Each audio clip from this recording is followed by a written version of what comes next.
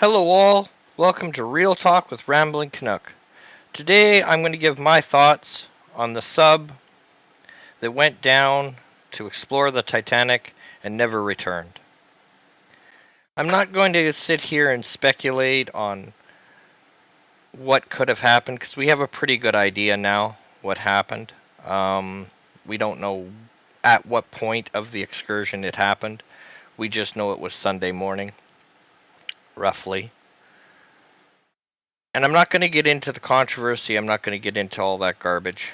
Um, but I was looking around online, and it just forced me to say, you know, as much as we sit here and it is kind of preposterous that a homemade sub anybody would get on, but at the same time, I think as a people, we need to stop being so quick to post memes and make fun of and disrespect people we don't even know. The memes happened while we were still wondering if these people were still alive. We know now that they're dead.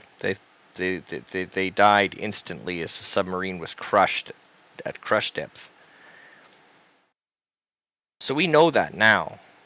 We didn't back then. We didn't Monday. We didn't Tuesday. And we were already making fun of them. For all we knew, they were on the bottom of the ocean, struggling for their lives, praying somebody would come and rescue them. And here we are as a civilization making fun of them, making light of their peril. And to me, that makes me sick to my stomach. Yes, we'll all have a good chuckle. But I think, in my case,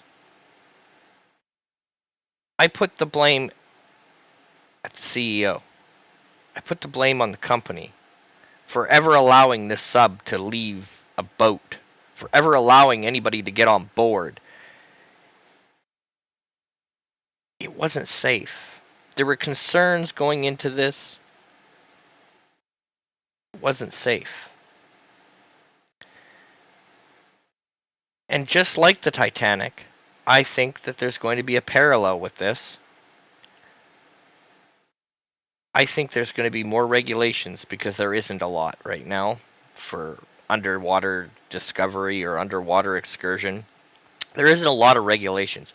If it was a ship or a cruise vessel or uh, any type of surface-bound vessel, it would have regulated up the arsehole, and they would have had to pass inspections, and they would have had to jump through a whole bunch of hoops before the first person ever got aboard. But because it was underwater, it was allowed to go unchecked.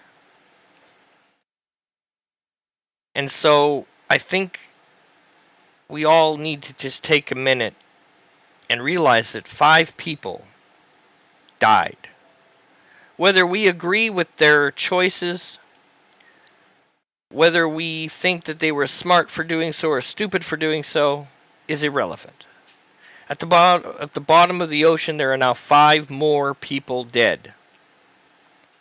The ocean has claimed 5 more souls. And you can't help but feel for the families.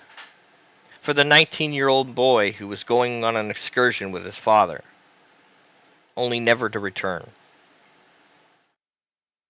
And we don't look at it like that. We want to poke fun, we want to laugh. Some people want to sit there and go, "Oh, well, they're rich. Why are we even looking for them?" I couldn't believe that garbage. There's people actually complaining that they launched a search and rescue for these people because they were rich. Well, they don't do that for the immigrants. They don't do that for the poor people. Piss off. These are human lives. Not rich lives and poor lives, they're human lives. And we're so easy and so quick to just laugh about it, poke fun at them, when we don't realize these are real people. And people, whether they're rich, poor, or indifferent, stupid decisions, right decisions. What would you do if that was your dad on that boat, or your uncle, or close relative? And you went online and you saw everybody making fun of them. How would that make you feel? I think as a civilization, in some ways, the internet is the worst thing that ever happened to people. And I get how contradictory that is when I'm speaking on the internet and I only have a platform because of the internet. But here we are. And it really does make me lose hope for humanity. We weren't worried about them. We were too busy making fun of them to care. We were too busy laughing at the latest meme to care. As these people might have been at the bottom of the ocean praying to God or whoever they believe in that they would be rescued. Now we know now that they weren't. We know now that it was pretty much instantaneous. But we didn't then. And coming out of this, like I said, I think there will be some good. I think there will be regulation. And some people look at regulation as a bad thing.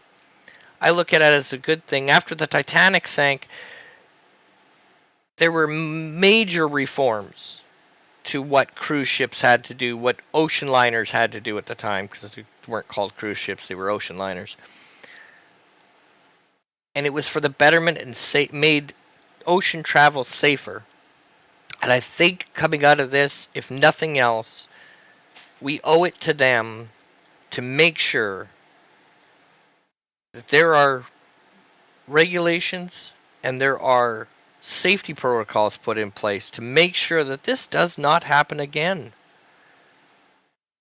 The ocean is a dangerous place. And as wonderful as it is to explore, and as awesome as that might be,